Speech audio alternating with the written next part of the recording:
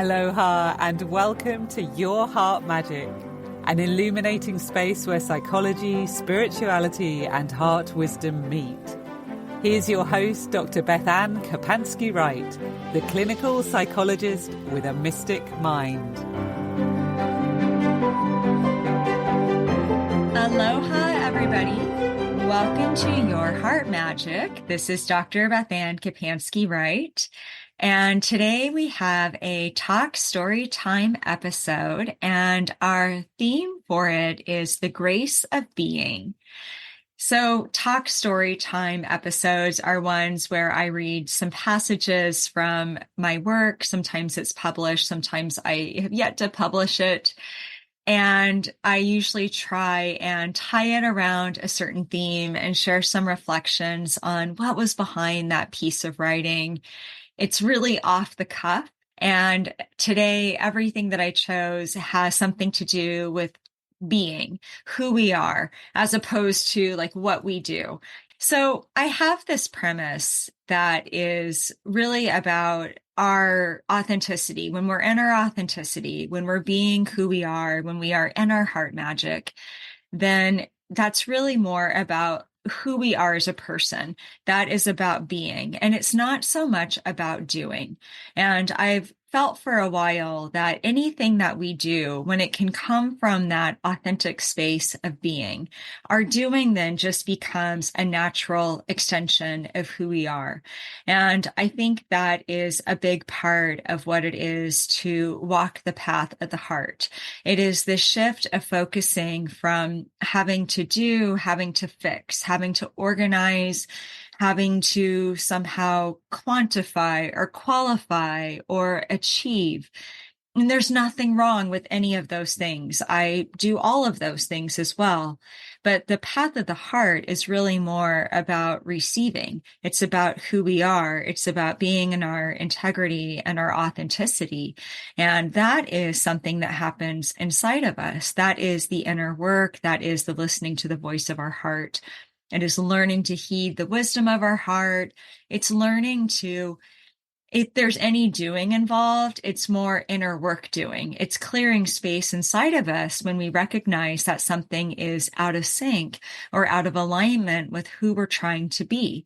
And it's trying to work with that constructively so that we come into a deeper space of feeling we are in our heart coherence and our heart wisdom and in alignment with ourselves. So for me, the path of the heart is not what we do, it's who we are.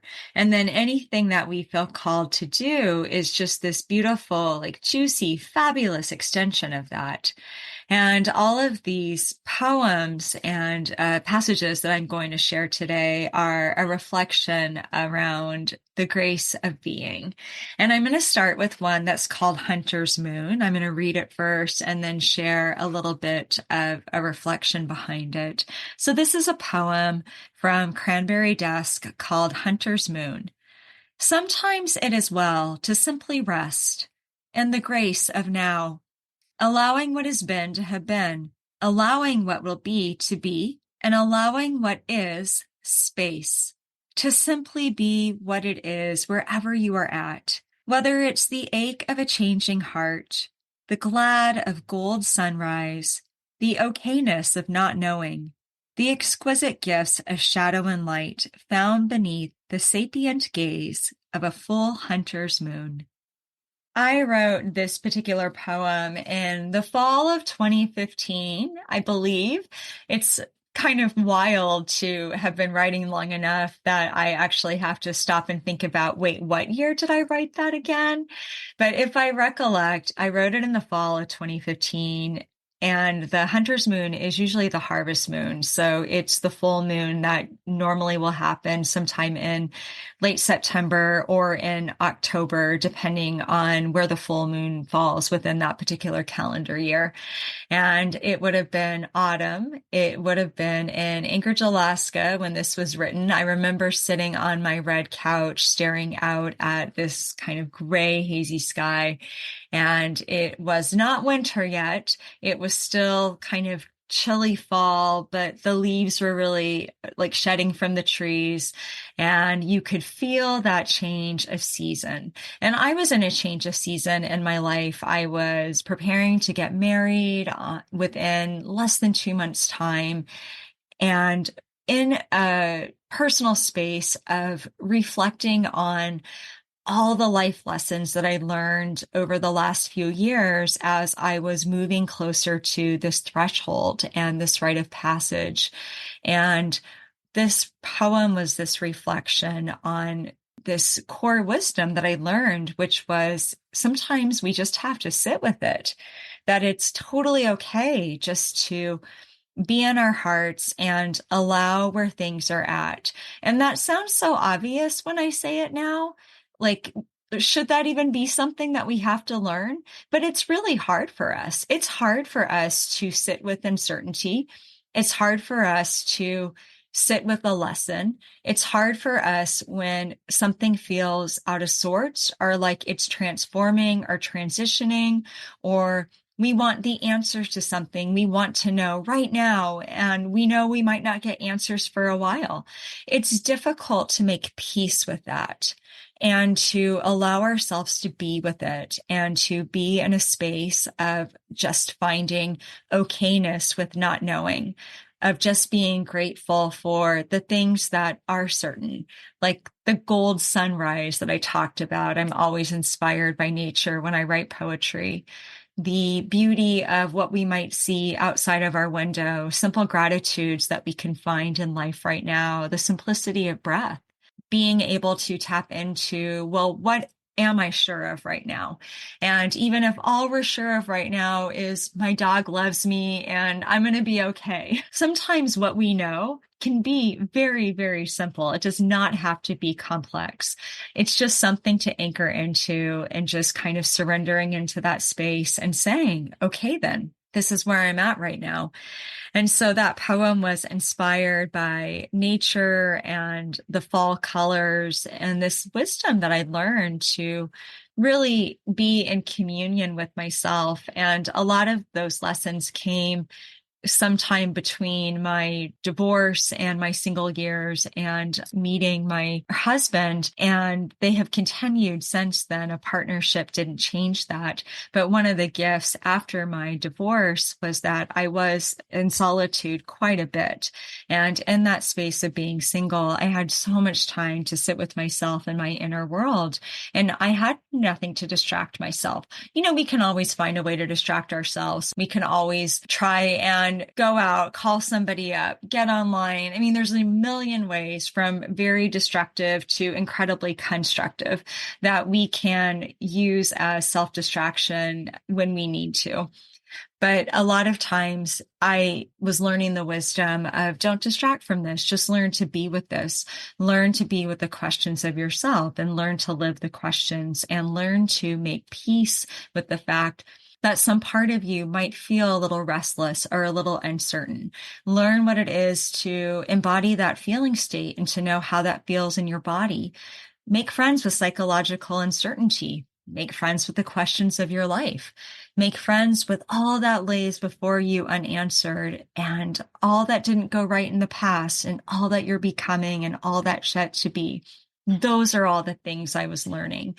And one of the things that happened in the fall of 2015 as a writer is a lot of the poetry that was coming out of me at that time reflected these little scraps of those lessons and little wisdoms dropped into some of the scenes from nature that was going on outside of my window. So that was Hunter's Moon.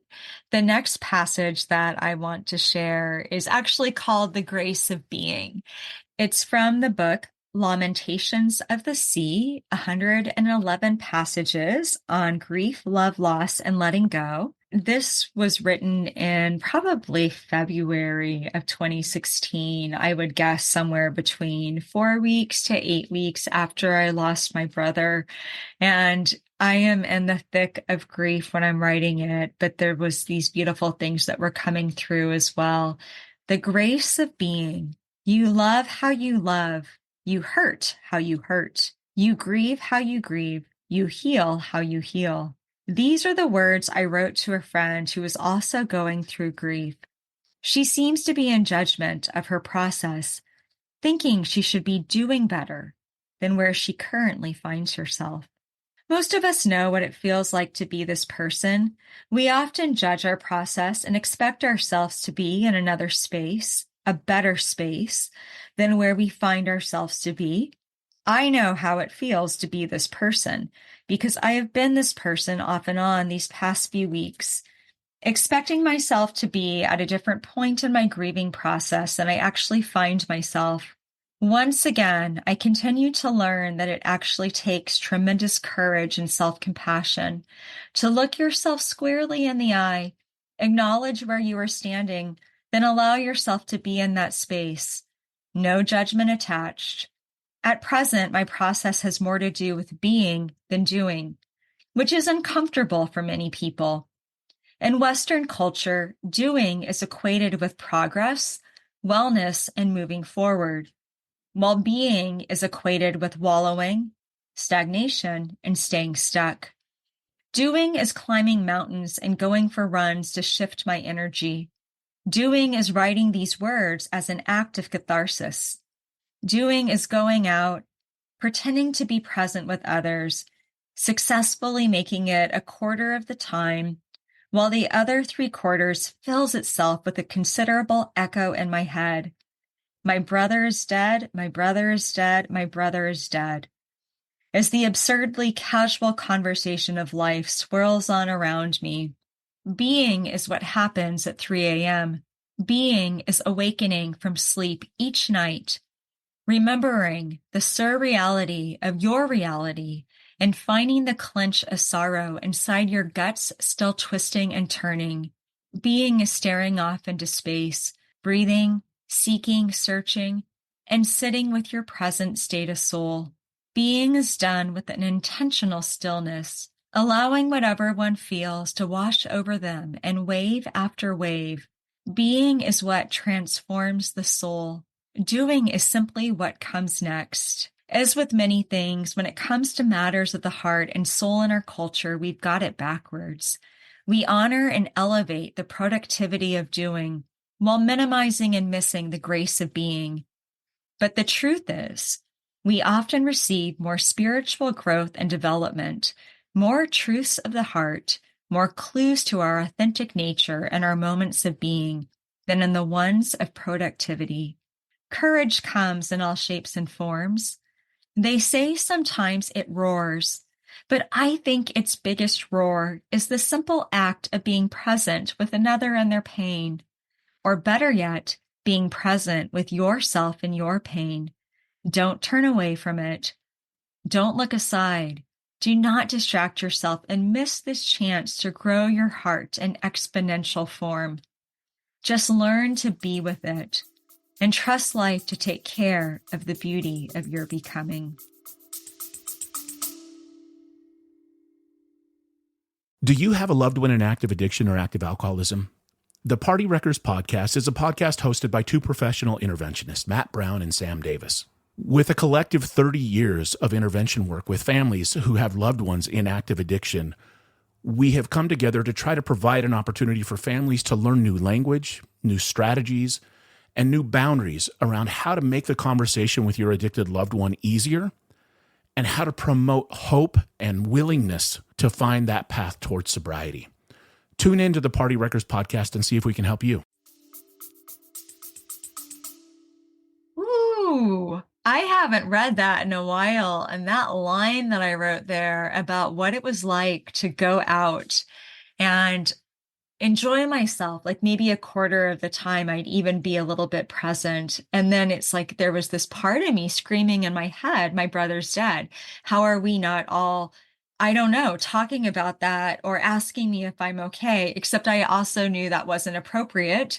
And that part of going out and part of how sometimes people would support me is they were well aware of that and didn't know what I needed and didn't want to just talk about it and focus on that.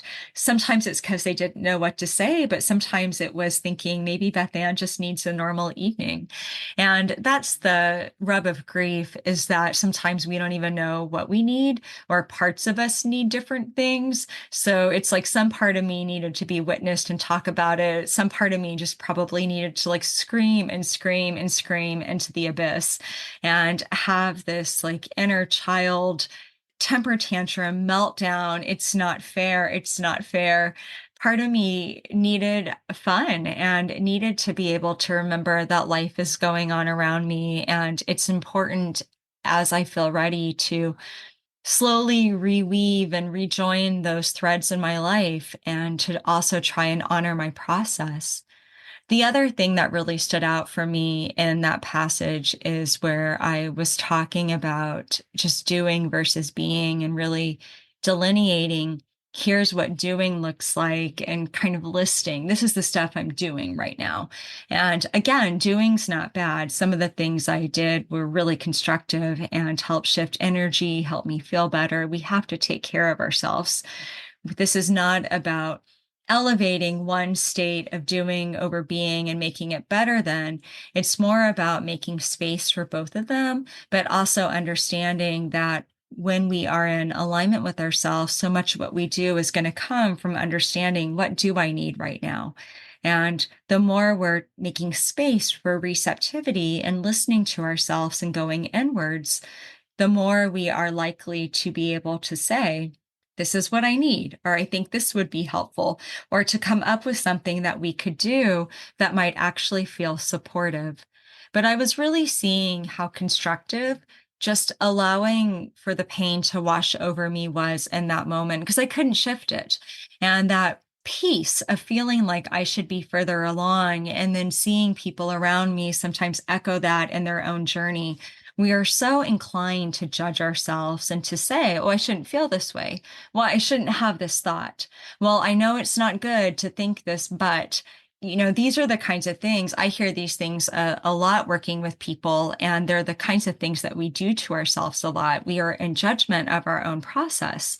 And one of the potential gifts of learning to be with ourselves is that we can learn to be with those out of sync feeling states, and know that if we have a thought we feel like we shouldn't have, and we're angry at something, or we're not being fair about something, then we can learn to be with that, and we can learn wisdom from that. Or maybe we can learn compassion and learn a way to look at that and kind of flip it and say, well, I'm going to have compassion for this part of me that feels this way right now. There's a lot of ways that we can learn to be with ourselves in harmony and wholeness. And the gifts of being come through in those spaces where we do feel out of sync or uncomfortable or slightly restless trying to sit with ourselves. So one of the things that for me was most valuable during that time in my life and those initial grief feelings was just creating a lot of space for receptivity.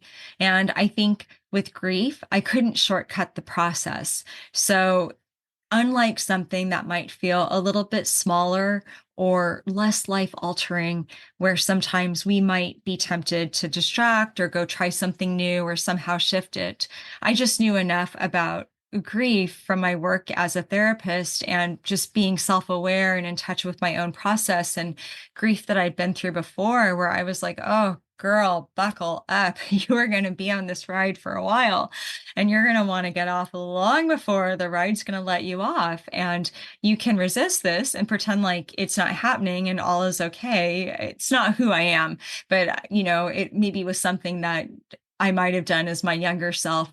Or you can just be along for the ride and really listen to it and lean in and make space for what's happening inside of you. And I many times just didn't feel like doing anything anyways. And I would find myself listening to music or staring off into space or kind of losing time, just allowing my thoughts to sift and allowing myself to feel. And I tried to work with that constructively by thinking like, well, I'm just allowing my feelings and my thoughts and all of that to like alchemize, kind of like when you make something and you've mixed it all together, and then it says like, put it in the fridge and let it sit now for 2 hours. And, sometimes in a recipe, it's so the flavors can mesh or gel. Something's happening and that's important while it's just sitting there. That was how I thought about that process for me. Even if it doesn't feel like it right now, something important is happening. And I didn't want to miss it. I wanted the little gems. I wanted to be able to understand the alchemy of the process and to try and put language to it. So those are gifts that can come when we give our space to be. It's how we capture those moments of insight inside of us. It's how we notice our shifts and our emotional states and our experiences of self. There's really valuable things that we can find when we make space just to be. And I don't think it's cheating to bust your journal out or to be doing something at the same time, if that helps, where you can jot down notes and just allow to kind of make a little note of something that comes up. That to me is secondary. It's a way of being with ourselves and then using a tool to capture whatever we might sense coming through so we don't lose it. But the secret in that is to not interpret it yet or try and do too much with it. It's more observing, noticing, receiving, paying attention, breathing, resting, opening, conscious surrender, conscious allowance. Those are the kinds of energies and qualities that we want to cultivate when we're in that space. The last passage I'm going to share today is called Bluebird Jams and Exhortations on Living. That's such a fun title, isn't it? It's from Revelations of the Sky, 133 passages on the alchemy of grief. And this was written in April of 2019. Yes, dear humans, yes. Just be in the full of your experience. Let it be what it is and learn to find the music in every note. That is how you find the joy in the day. Be present, listen, make art, write, breathe your being into your creativity so you're fully present in your words. Others can wait. Others will have to wait. You can't always be about the other and also be about you. Take this grace space of now and find joy and pleasure. Make peace with where you're at and the ongoing nebula that is the future. Go find a mountain and sit on top of it. Be romanced by the earth and romance it straight back. Let your notes be a jam, or the blues, or a symphony, or a pop song, or a single key beaten off tune. It doesn't matter, dear soul, as long as it's the truest reflection of you and your truth. At that time in my life, when I wrote that particular poem, it was part of a longer blog post, and I ended up cutting out that bit and putting it into the manuscript for Revelations of the Sky. And something that was really spectacular with where I used to live on the island is that I was up in the jungle and up in the hills, and there was this huge jungle behind the property that we were renting.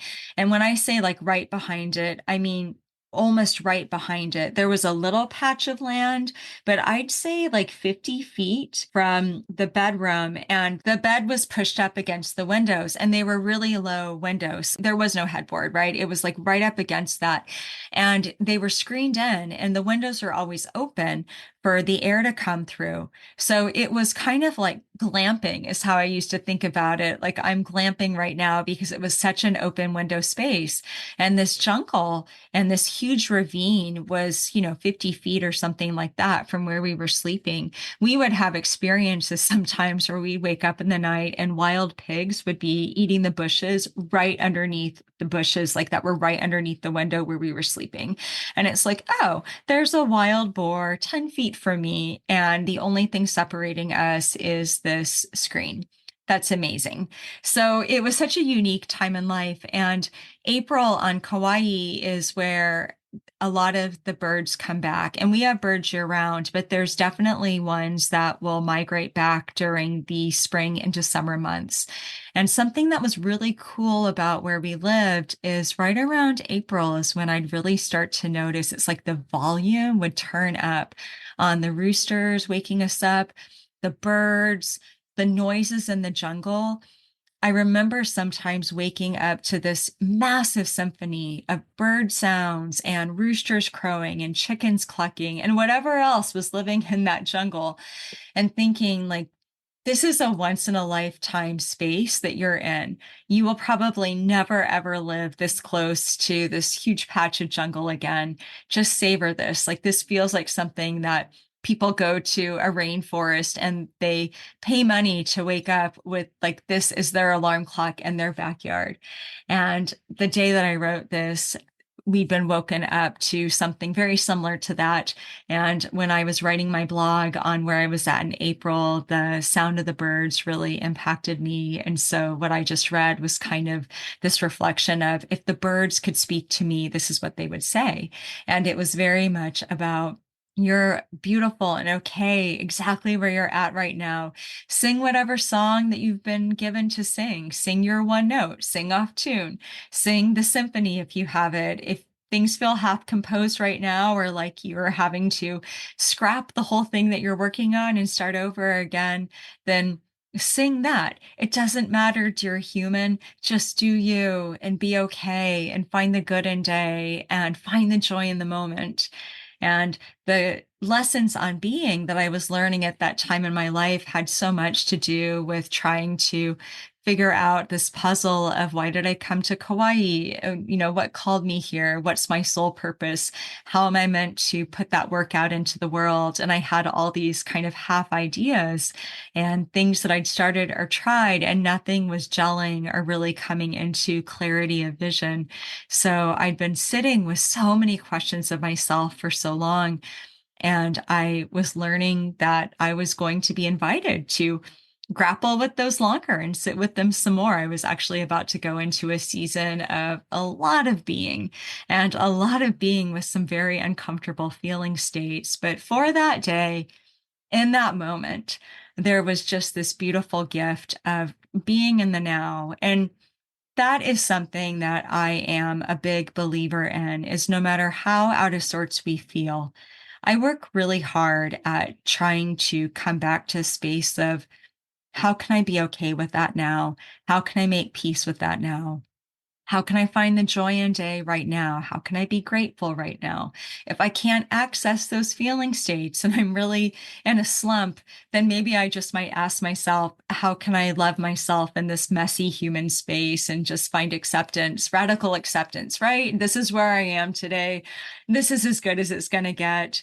If I can find radical acceptance, I can make peace with it, and then I can move through it faster and come back to a space of feeling more peaceful and starting to feel a little bit more inspiration or motivation or wisdom to flow again. So I can feel more grounded and feel more sure of myself and come into a more peaceful heart space, and hopefully kind of look up and lift up and feel like I'm still on the path, even when I feel totally lost.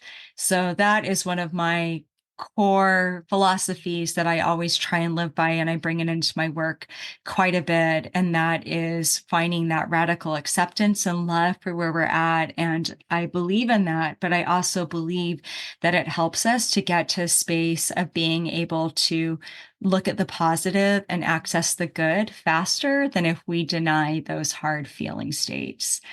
So many gifts to be found in the grace of being. Thank you so much for exploring some of them with me today in this episode of Your Heart Magic. Next week, we will be back with a new episode. We are continuing our Archetypes of the Tarot series, and we're talking about the card Temperance. In the meantime, have an amazing week. Be well, be love, be you, and be magic.